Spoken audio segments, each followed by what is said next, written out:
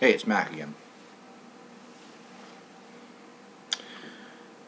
One of the things when I still see my psychiatrist recommend that because she thought I was so isolated, I should join a group.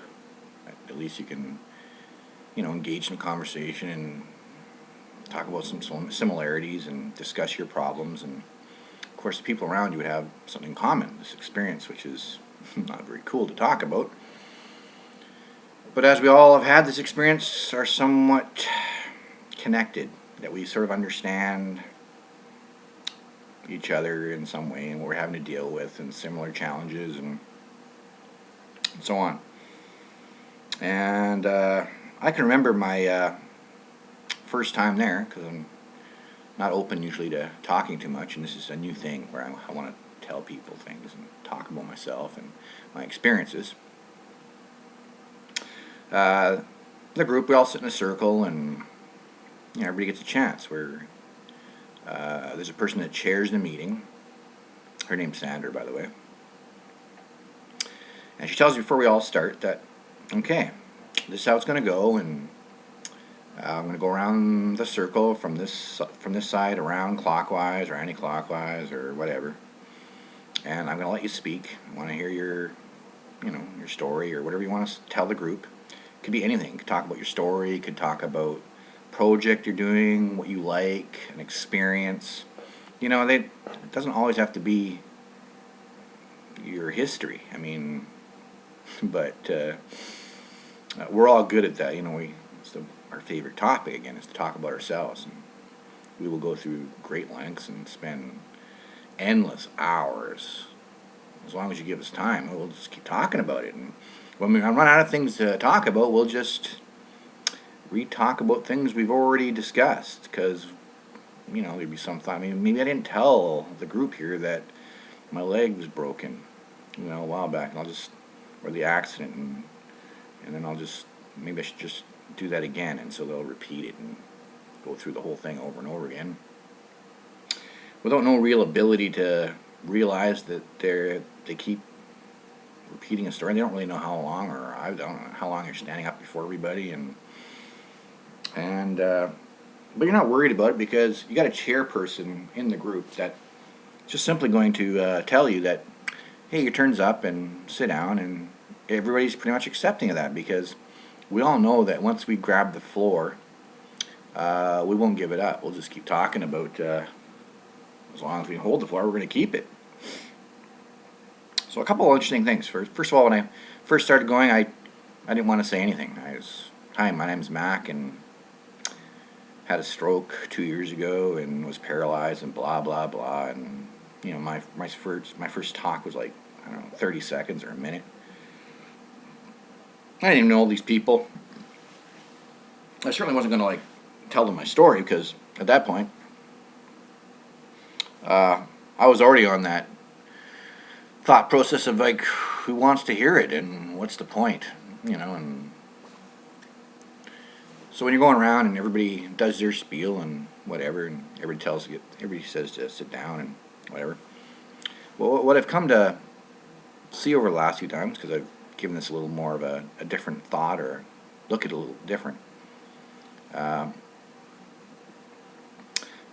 Whoever's got the floor will maintain it as long as the conversation is somewhat unique and cool to listen to.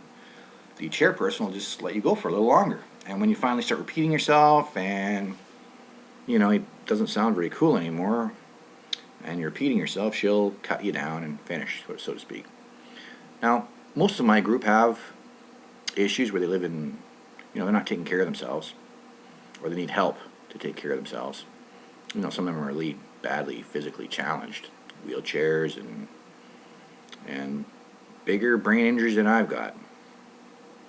So they live in group homes or whatever under a general nurse care where things are done for them, laundry and your drugs get handed to you, and you live in these homes where I guess a lot of stuff's done for you anyways.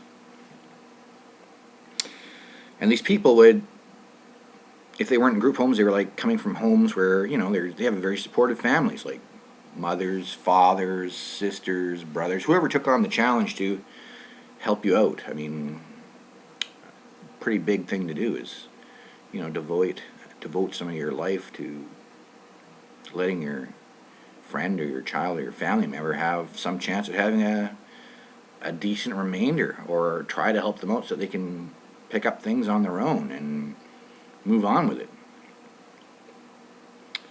But as we all hold the floor and don't want to let it go, and are, we're aware of that, and we're not upset when we're told to sit down and finish up.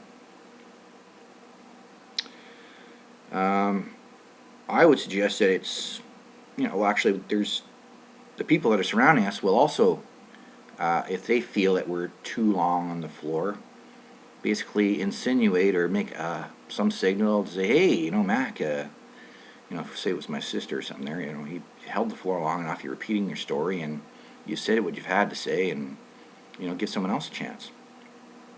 Now, we already have a person already doing that job,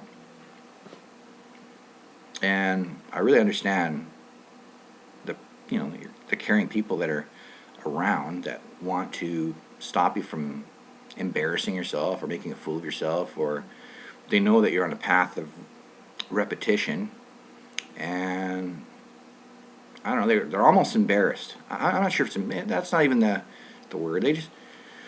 They feel for you. They don't want you to make yourself look like a fool, or everybody to look at you terribly, and they themselves don't feel very comfortable that you hold the floor for that long, and so on, and your stories might be mundane and boring anyways, so they're, and remind me, we do this like once a month anyways, and quite often the same person will stand up and say the same story. So and as we all go back and forth to the same meeting, we've heard these stories over and over again, so unless someone gets up and starts talking about a new hobby or bring something to the show or discuss something new, usually you get cut off pretty quick. Again, that's Sandra's job, to cut you down. But the other people that are helping you out, they'll actually do the same thing. They'll actually intervene, and before they even get told by the group session leader to sit down, now they'll intervene and say, okay, Jamie or whatever, sit down, you've said enough and whatever, and they will. I mean, you hear your mother or your sister or whoever's taking care of you indicate that you're holding the floor too long and discussing things. When they stand up and say to sit down, that they're doing it out of a nice feeling. They're not trying to be mean or whatever. They're supportive, and that they're supportive, and you've just come to listen to what you were being told. Okay? Now, part of standing before a group in a forum that would indicate or whatever, to give you some recognition, a chance to stand up or sit down and give a story. There's a few reasons for it, which is to get you out of that shy shell where you don't want to, you don't want to talk. And it's totally understandable. I mean, start talking about yourself or your issues or what your problems are.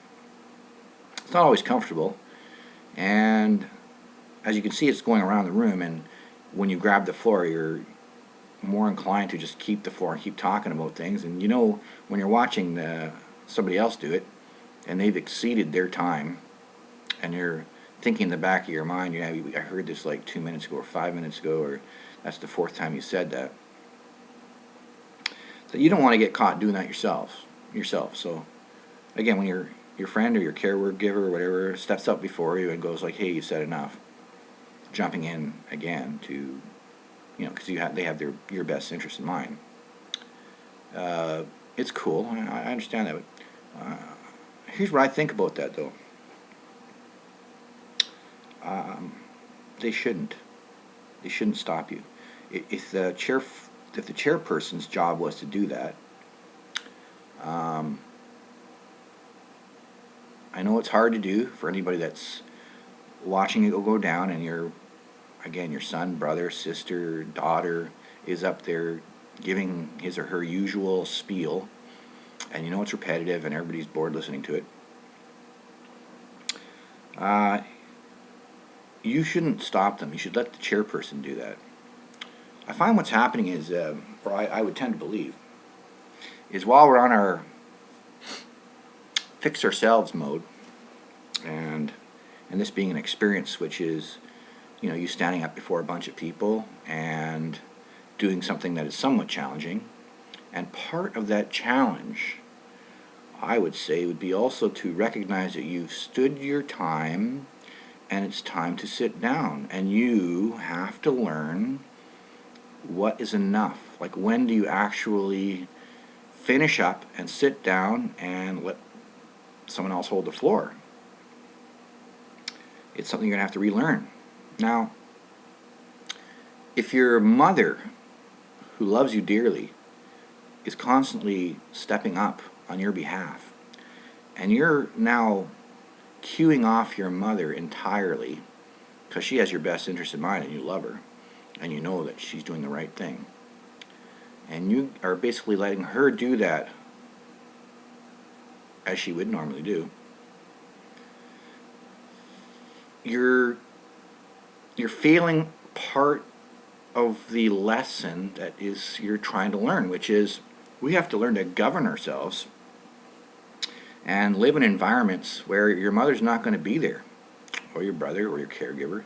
I mean, the whole intent with the whole process is that you live on your own and you become a productive person in society, not necessarily of society, but in. Like, you're not so productive if you're just washing your own hair and doing your own laundry and buying food and making dinner and cleaning up after yourself and watching television. I mean, what you're trying to do is establish what you have to do to live a normal life without someone else's assistance. And yes, we need that to start with, because there's so many things, again, so many things to deal with. Quite often you need somebody to intervene and help you out and make some of those decisions for you. But part of the lesson is learning to make those same decisions. So by your mother or your caregiver stopping you, and you're getting used to that whole idea where I'm just going to keep talking till my mother says to quit, or my friend or whoever, and thus I'm not going to monitor how long I'm up there or not even care. I'm just going to keep speaking until someone says to shut up and sit down. You're missing out on a pretty important lesson, which is you got to be able to look at yourself and compare yourself to the other people that are doing the same thing, which is they don't want to give up the floor, and they'll keep talking over and over again. And you know this because you're watching them in a similar way that you're going to actually stand up and do it yourself, and they're going to watch you. So part of the lesson is to learn how to disengage and monitor yourself, how long or what you're talking about, or if it's repetitive and so on. Not something that's really easy to do. It's not. I mean, our memories are somewhat messed up, and to actually, sometimes when you're going along, it is going to be your nature. You're going to repeat some of your story and so on because you don't remember saying it or speaking it or whatever. So it's pretty important that you're somewhat exposed to it, even if it takes sometimes an hour or 2 hours or whatever. I mean, it's pretty ridiculous. You only have a 2-hour meeting, and so no one wants you to take the floor for 2 hours. It's just not going to happen. But I think what I'm getting at is there's got to be other ways to stop yourself or whatever. I'm more or less, this just came to me as a thought recently, would be like maybe to film it, or take a movie camera and cam it, and then let you talk for as long as you want.